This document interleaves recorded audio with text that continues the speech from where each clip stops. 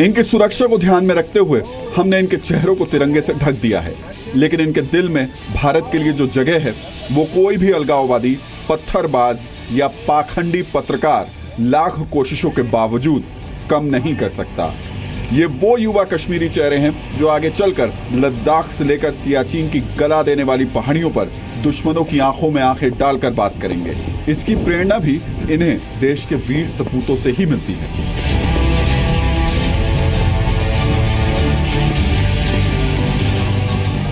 सरहद पर बीएसएफ के जवान किन मुश्किल हालात पर काम करते हैं 12,000 फीट पर एक पोस्ट पर पहुंचकर पता चलता है। और पहले इस पोस्ट के हालात देखिए, उसके बाद आपको समझ में आएगा कि कैसे 7-8 महीने तक बर्फ से ढकी इन पहाड़ियों के बीच में, एवलांच के खतरे के बीच में ये जवान देश की सुरक्षा में लगे रहते हैं।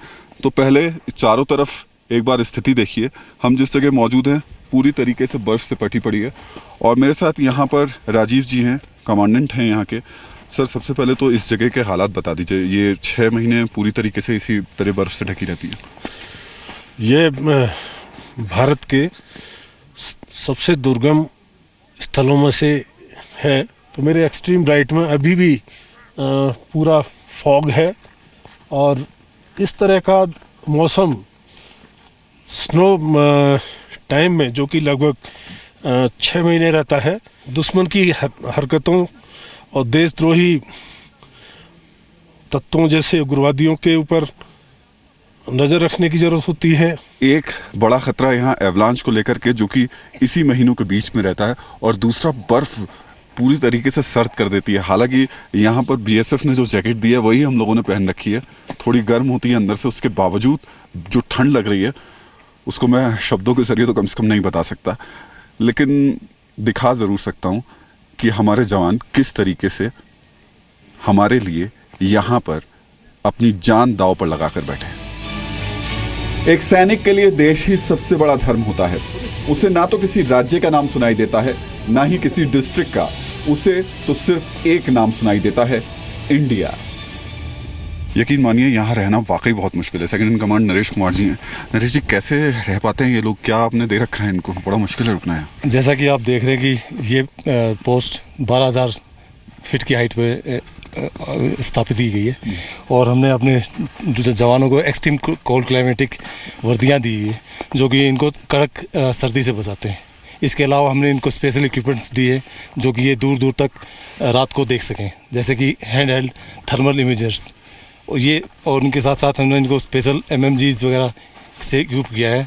और ये मेन पास है यहाँ पे जो कि अपना गुरेज सेक्टर को और बांदीपुर सेक्टर को जोड़ता है। ये लाइफ लाइन है। और जो हमारे जवान, आप देख रहे हैं कि यहाँ मौसम बदलता रहता है, यहाँ मौसम का कोई पता नहीं। अभी ये मई का महीना चल रहा है, लेकिन आप देख रहे हैं कि चारों तरफ पूरा बर्फ़ ही बर्फ पड़ा हुआ है।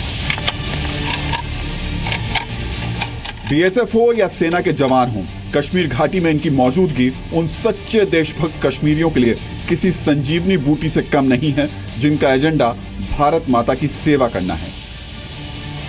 देखिए, बीएसएफ सिंस इट्स रेजिंग 1965 से हम लोग LC पे मौजूद हैं। आर्मी के साथ कंधे से कंधा मिलाकर हम जो LC की रखवाली है, जो वहाँ एक सेफ एनवायरनमेंट है, वो क्रिएट कर रहे हैं, दे रहे हैं। और हम लोगों ने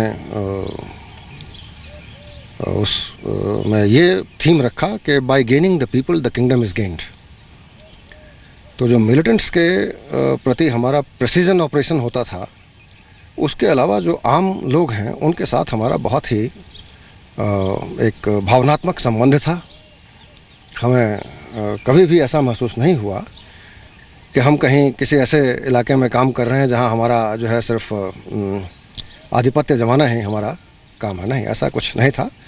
हम बिल्कुल मुतमईन थे कि हम अपने देश में अपने लोगों की सुरक्षा में, लोगों को एक सेफ एनवायरनमेंट देने के लिए काम कर रहे हैं। और अगर युवा कश्मीरियों की सोच ऐसी होगी तो फिर अलगाववादी हो, पत्थरबाज हो, झूठ का प्रचार प्रसार करने वाले पत्रकार हों या जहरीला पाकिस्तान हो, हर किसी को मुंह की खानी पड़ेगी। कैमरामैन गोपाल सिंह के साथ राहुल सिन्हा, जी मीडिया, कश्मीर। कभी आपने सोचा है कि अगर एक दिन के लिए भी कश्मीर से सेना और BSF को हटा दिया जाए तो क्या होगा? उस स्थिति के बारे में सोचते ही आप घबरा जाएंगे, कांप उठेंगे और आपके दिल से भारतीय सेना के लिए सिर्फ एक ही शब्द निकलेगा और वो है शुक्रिया। आगे बढ़ने से पहले मैं आपको कुछ पढ़कर सुनाना चाहता हूं। और जब हमने आज डीएनए की शुरुआत की थी तो आपको बताया था कि कश्मीर के कुछ अखबारों में हमारे लिए यानी जी न्यूज़ की रिपोर्टिंग के लिए क्या छप रहा है, और फिर हमने आपको यह भी बताया था कि कैसे कुछ अलगाववादी लोग उन सच्चे देशभक्तों तक पहुंच गए हैं जो जी न्यूज़ पर कुछ दिनों से आपको दिखाई दे रहे थे, जो भारत के बारे में आपसे बात कर रहे थे, जो देशभक्ति की बात कर रहे थे, और अब उन्हें धमकियां मिल रही हैं। अब मैं आपको पढ़कर सुनाता हूं कि कश्मीर के कुछ अखबारों ने हमारे लिए यानी जी न्यूज़ के लिए और इस रिपोर्टिंग के लिए क्या छापा है। उसका हेडलाइन दिया है ऊपर, गुरेज प्रोटेस्ट्स अगेंस्ट जी न्यूज़ बायस्ड रिपोर्टिंग। फिर आगे लिखा है, hundreds of people on Thursday morning took to roads in Gurez area of Bandipora against the biased reporting of Z News, which according to locals telecasted propaganda news on Tuesday evening. Angry locals said that Z reporter bribed few pro-Indian politicians and army workers to record anti-freedom statements, which were later telecast on Z News. उसके साथ में ये भी लिखा है कि वहां पर इस समय 60,000 फौजी तैनात हैं उस इलाके में, जबकि जो पॉपुलेशन है इलाके की वो सिर्फ 32,000 है। और आगे लिखा है वो और भी खतरनाक है, आप सुनिए। इसमें लिखा है, Gurez has always supported Kashmir cause, Gurez has also observed 3-day shutdown against Kashmir killings. इस खबर में यह बताने की कोशिश की है कि गुरेज भी उन्हीं लोगों के साथ है। कश्मीर घाटी में जो प्रोटेस्ट हो रहे हैं, गुरेज उससे अलग नहीं है। गुरेज के लोग भी इन्हीं लोगों के साथ हैं। गुरेज के लोग भी आज़ादी चाहते हैं और गुरेज में भी कश्मीर बंद रखा गया था, जो कि कश्मीर किलिंग्स के विरोध में बुलाया गया था। ऐसा वहाँ के अखबार, लोकल अखबारों ने कहने की कोशिश की है, जिसका हम पुरजोर विरोध भी करते हैं और इसका खंडन भी करते हैं।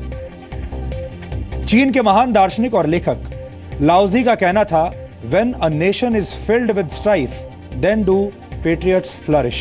यानी जब किसी देश में विरोध और शत्रुता की मात्रा बढ़ जाती है, तब सच्चे देशभक्त पैदा होते हैं और फलते फूलते हैं।